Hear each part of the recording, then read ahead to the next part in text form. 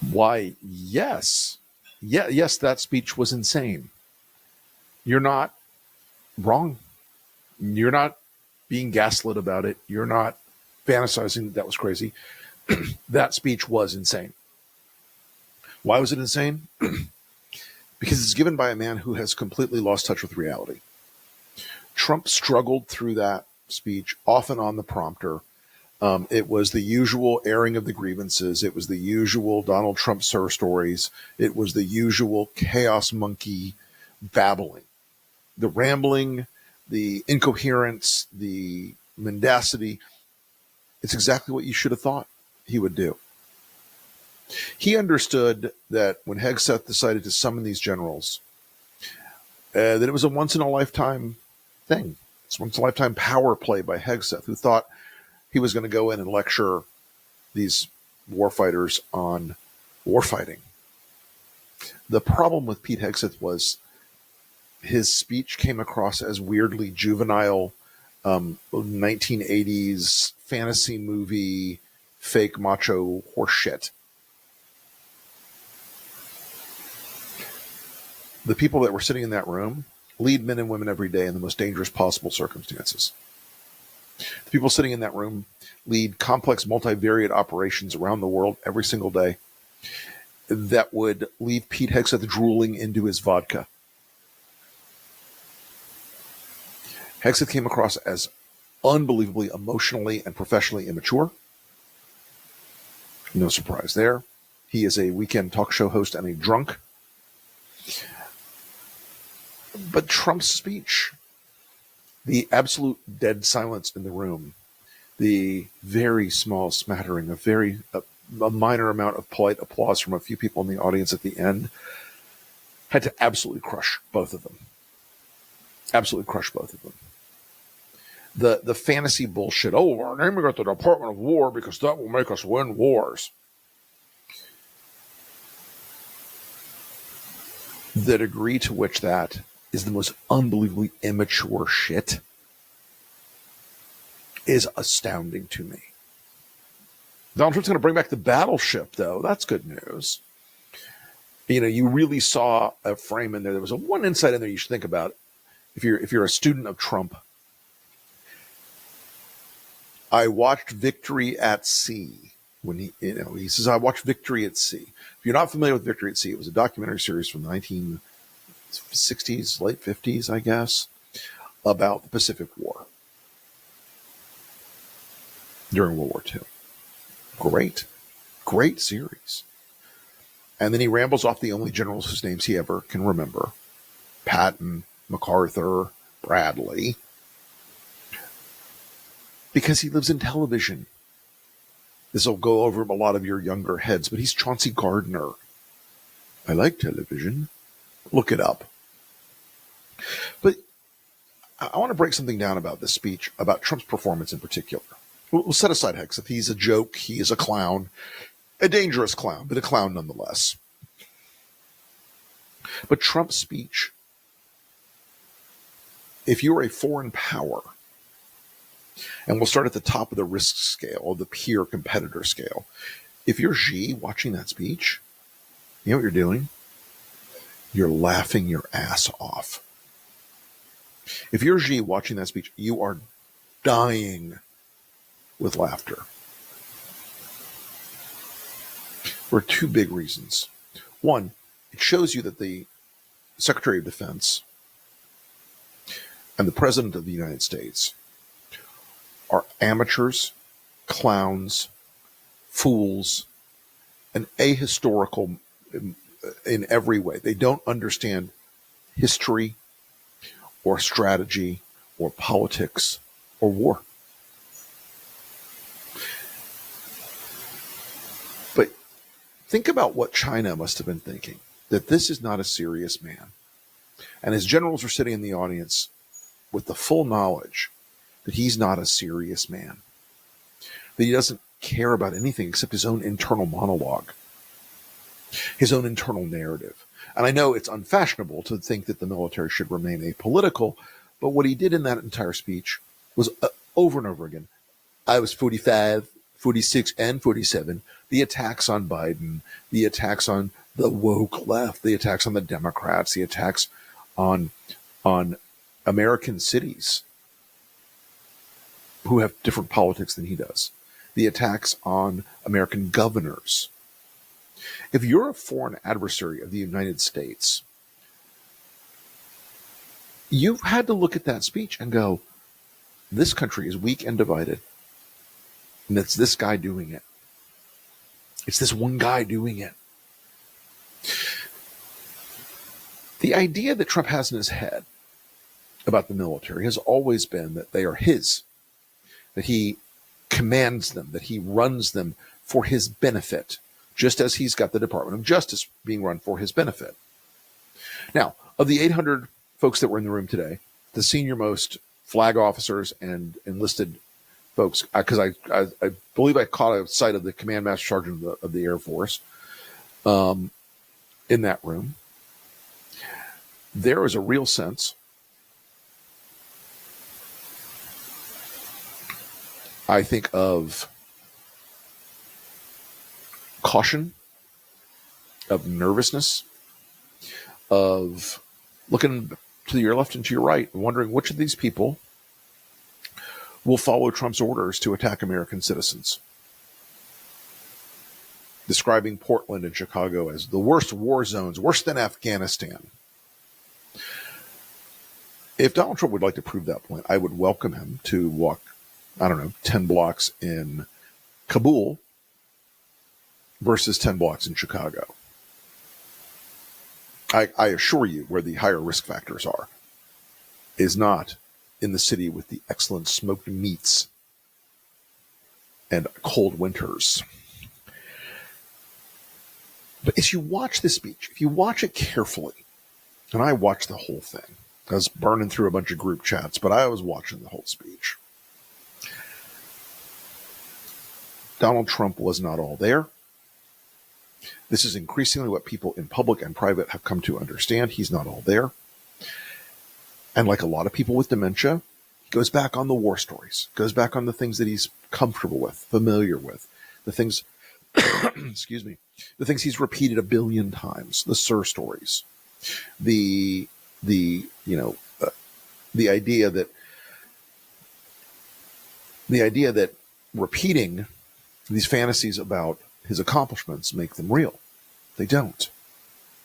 The idea that he can order anyone to do anything, he can't. I think this was a test for the military today, though. And I don't know what the outcome is going to be yet. I'd like to think that I know the outcome, but I don't know what the outcome is going to be yet. Now, were they standing and roaring in applause? No, they were not. And I think that's a good sign. Was there some polite applause in the end? Sure. Okay. But again, it wasn't roaring with applause. Because what Hegseth and Trump both presented was not the vision of the United States military in a constitutional republic with 250 years of experience under its belt, good and bad. What the vision they were presenting to them was sort of the Colonel Kurtz vision. Again, for those of you who are too young, look it up. This sort of Colonel Kurtz vision of the American military. The sort of idea that the only thing we lack is the cruelty and intention to use it as a military force. Folks, we're the people who firebombed Dresden and Tokyo. We're the people who used nuclear weapons twice. We're the people who have waged wars of futility and intensity, and of majesty and of precision in every aspect. Our military is one of the artifacts of a country that has been, from the beginning, built to be pluralistic, built to be small d democratic, built to be small r Republican. What they want is something more, well, let's actually say the F word. They want a fascist military. They want something that is beholden to the dear leader. Remember, Trump in this speech came right out and said the enemy within. And if you haven't read your 1930s German history, I would recommend going and looking at what happens when you go after the enemy within. The inevitable outcome are people being shoved in railroad cars and taken to camps. Now, that would require a wholesale collapse of the value system inside the military. And I don't think the timing of this works for Trump to accomplish that. At least I hope not. At least I hope not. I wonder if we end up getting suddenly resistance to deploying troops into the streets or attacking American citizens. Remember, Trump said we're going to use full force on Portland. Well, what does that mean, Donald? Airstrikes? Drone strikes? What does that mean, full force? Look, because the truth is he will ask the military to do these things. He will ask the military to press and press and press and press harder and harder and harder against the law, against the boundaries that traditionally our military has observed, against the American people. There's a reason why Pete Hegseth is in that job. It is because he will follow whatever order Donald Trump gives him and tell the military, you will do X. You will do Y. And these aren't against foreign enemies. These are against domestic enemies. If you don't believe that they're going to, at some point, accelerate what they're doing, good luck. I want to say this about Hegseth also. I want to loop back on this for a second because there's Elton. He's joining us. I'm going to loop back on this for 1 second because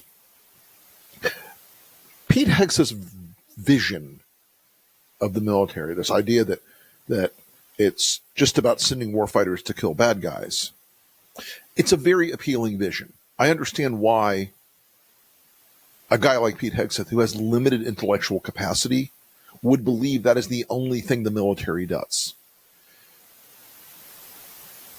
The tail and the tooth in the military are different things. And to put that small group of warfighters into play, into combat, whether it is a fighter squadron or whether it is a SEAL team or whether it is a Army aviation unit or whatever it is, sadly, there are a lot of things on the back end that have to happen that are boring and logistical and dull and administrative and bureaucratic. Could we trim that? 100%. Absolutely, we can trim that. But the idea that you're just going to make it all go away and the only thing we're going to have is door kickers and war fighters is juvenile. Because you know what else we need to have? We need to have people who deal with family services. We need to have people who deal with logistics and healthcare and all the boring crap on the training cycles.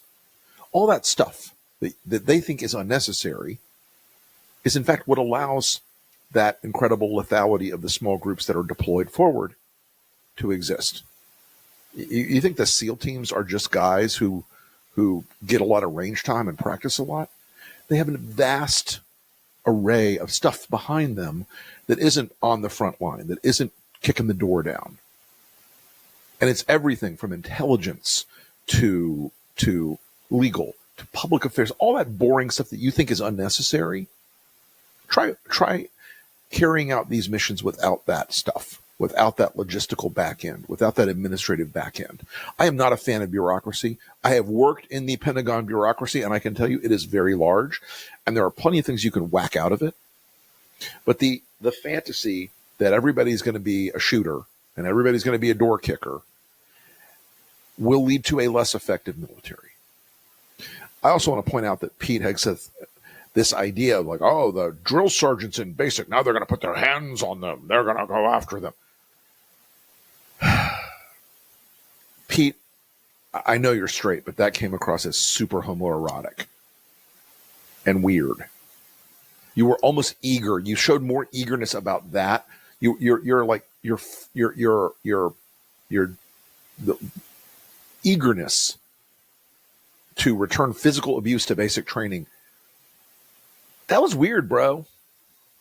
Did something happen that we should know about? That was weird. That was very, very weird, Pete.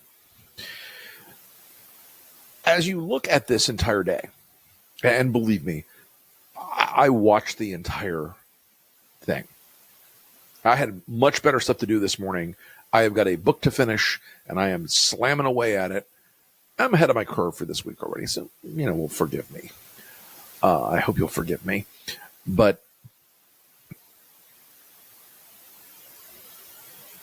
the totality of this event, summoning these generals from actual duties around the world at absurd expense, by the way, at insane expense, for 2 hours of Pete Hegseth trying to swing his dick around, and then Donald Trump going up there and word vomiting all over the stage and babbling and showing you he doesn't understand strategy. He doesn't understand military force.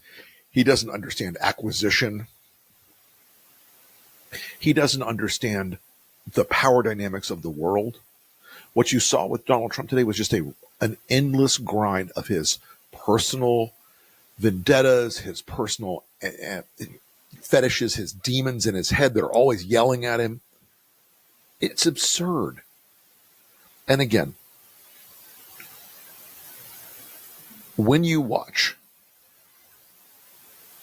an American president address every single general officer and admiral in the entire Department of Defense, when you watch that, you expect that someone in the White House, just anybody, would at least slap some words in the teleprompter and pretend that that was the speech. You would hope that someone respected history, institutions, rhetoric, messaging. You would hope that someone from the State Department would have weighed in and said, hey, we should say this and not that. Hey, we should avoid this topic and maybe emphasize that topic. But they didn't, and they can't, because this White House is now run completely for the purposes of making Donald Trump's tiny ego feel better every day. Hello, Jane. You can always count on dogs walking into the set. But there were a few times where he went back on prompter and was reading speechwriter's language, very end particularly, and it made the rest of the incoherent rambling, it made the rest of this glossolalia sound even more pathetic and dangerous and irresponsible and stupid. Why? Because there is a great tradition of military and executive power relations in this country.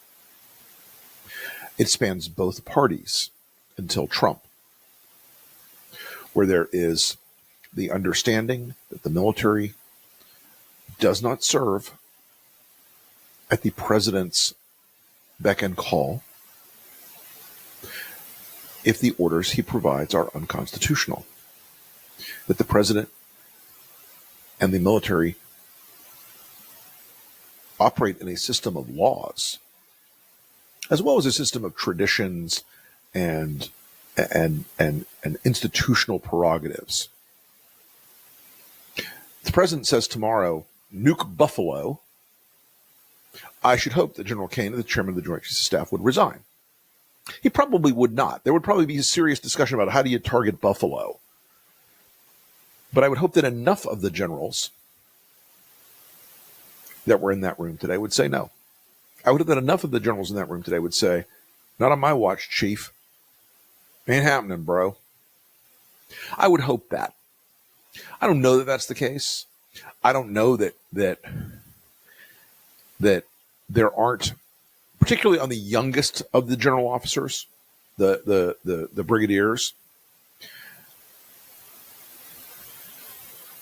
because a lot of them have now been raised in a decade in which Trump's authoritarianism and his favoritism to people who will do whatever he tells them to do may have infected those younger general officers. I hope not.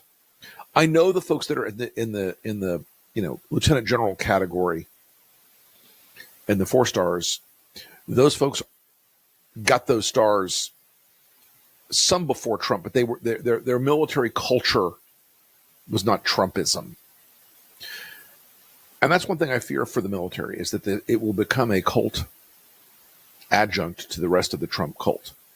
If it does, it will lose the institutional support that it has had from the American people for 250 years. I do want you to take a little bit of heart today out of the speech, because it should remind you once again why Trump's power is fading. He is still dangerous, but he is having a harder time articulating a coherent thought. Again, all those stories today, they're like from the Trump Greatest Hits CD. No, this is Trump. Look it up, youngsters. And that Greatest Hits CD is discursive and weird and ego-fillation for himself. But he's having a harder and harder time to hold all that together. In a real world, J.D. Vance would be on the phone with cabinet members going, okay, time for Dad to go to the nursing home, 25th Amendment time, because it was that bad. It was really that bad. Folks, but take heart. He is not mentally what he was a year ago. He's definitely not mentally what he was 4 years ago. He is absolutely not mentally what he was in 2016 when he entered the picture. He is slipping. He's freaked out about Epstein. He spends most of his day thinking about that. That's most of his mental bandwidth.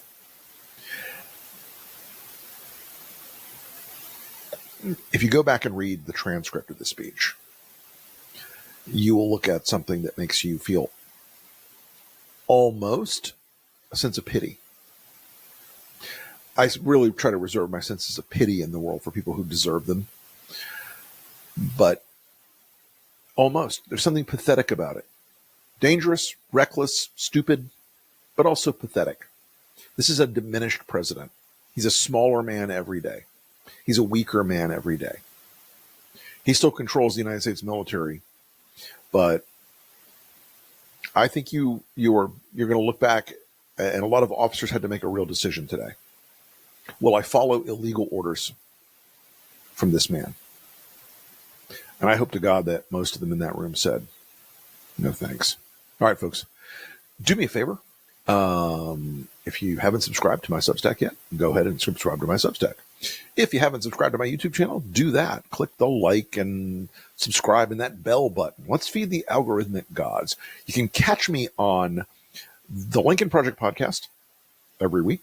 You can catch me on the Enemies List podcast every week. You can catch me on streaming 3 times a week, Tuesday nights with Strategy Session, Thursday nights with The Breakdown, and on Fridays with Andrew Wilson on Behind the Numbers, where we tear apart the polling every week.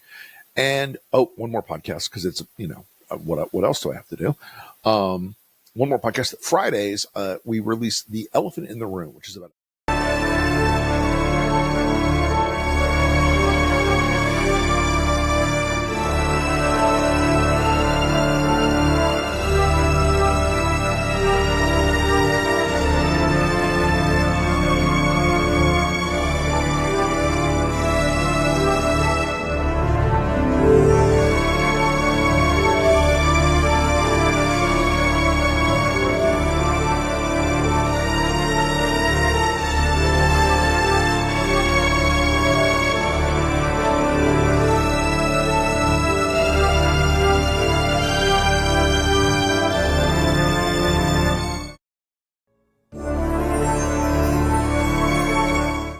or 15-minute mini podcast every week where we look into what's behind the real stories.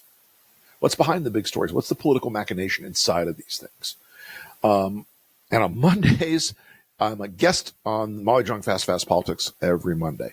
So, folks, look forward to seeing you again next time. Thanks for watching this live. Appreciate all of you, and we will talk to you later. Bye.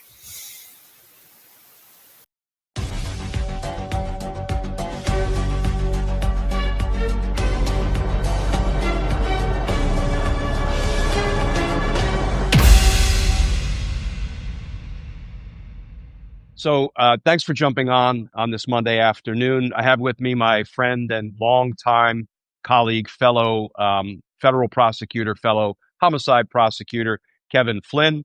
You always hear me say, probably too often, that I was a 30-year federal prosecutor. Kevin's got me beat by 5 years. He was a 35-year federal prosecutor, and primarily violent crime and homicides. That was kind of our stock and trade. And so when I saw what was published regarding Lindsay Halligan's first court appearance in the Comey case, it was pretty shocking. It looked more like something that the satirical online publication The Onion might present, although it would be a little bit too incredible for them. But let me just explain the process, and then Kevin and I are going to have some fun with this, and I hope it will be fun for you. We are going to recreate Lindsay Halligan's first court appearance by reading a very short paragraph, question and answer from the judge to Halligan. I've asked Kevin to play the judge. I will play the incompetent prosecutor, Lindsay Halligan. And let me just set this up for you, even though you are all well acquainted with the facts. It seems that Jim Comey didn't commit any crimes. It seems that there was insufficient evidence to actually legitimately indict James Comey, former FBI director. That apparently didn't matter at all to Donald Trump because he was going to be prosecuted, evidence be damned. And when the former United States attorney in the office that's handling the Comey case, the Eastern District of Virginia U.S. Attorney's Office in Alexandria, Virginia, the former U.S. Attorney, Eric Siebert, appointed by Donald Trump, declined to prosecute James Comey because he didn't have a case to bring. Trump fired him, or probably more accurately, Eric Siebert resigned, but Trump then claimed he fired him. Whichever way that actually shook out, Siebert left. Donald Trump took one of his employees, his staff members at the White House, Lindsay Halligan, former insurance lawyer, former beauty pageant contestant a couple of times over. And she was in charge, before she was made U.S. attorney, of essentially whitewashing and scrubbing facts from the Smithsonian Museum. And of course, that qualified her to be top prosecutor in Virginia. Not. But she went over there, and within a couple of days, lo and behold, James Comey was indicted. And what we now know, courtesy of a short transcript excerpt, she went in to the grand jury, she obtained an indictment, and then she presented that indictment to the judge. It's called the indictment return, and the judge has to sort of bless it, and then it becomes part of the initiation of the criminal case against James Comey. So, Kevin, thanks. I don't know if there's anything you want to say before we jump into our recreation of Lindsay Halligan's first court appearance in the Comey case. I think the only thing that I'd say, Glenn, and first, thanks for having me. It's always a pleasure, is that so the way we've set this up, I'm supposed to be the judge and you're going to be the prosecutor. You had 30 years in the job. You and I both probably appeared literally thousands of times in court. This was Lindsay Halligan's first court appearance in a criminal case. You are going to have to play her. And with your level of experience and our mutual levels of experience, but you're playing the role here. I think this is an acting job that would be too tough even for your friend Robert De Niro to pull off. But have at it. Good luck. I am going to try to give the role of Lindsay, to do the role of Lindsay Halligan well, I guess not justice. I'll try to do it in justice. That's what I'm going to try to bring to the role. All right. So setting things up here, this is the court, the judge, me, and starting off, and you are Lindsay. And so the judge says, so this has never happened before. I've been handed two documents that are in the Mr. Comey case that are inconsistent with one another. The one says it's a failure to concur in an indictment. It doesn't say with respect to one count. It looks like they failed to concur across all 3 counts. So I'm a little confused as to why I was handed 2 things with the same case number that are inconsistent. Now, I'm Lindsey Halligan. So I only reviewed the one with the 2 counts that our office redrafted when we found out about the two counts that were true billed, and I signed that one. I did not see the other one. I don't know where that came from.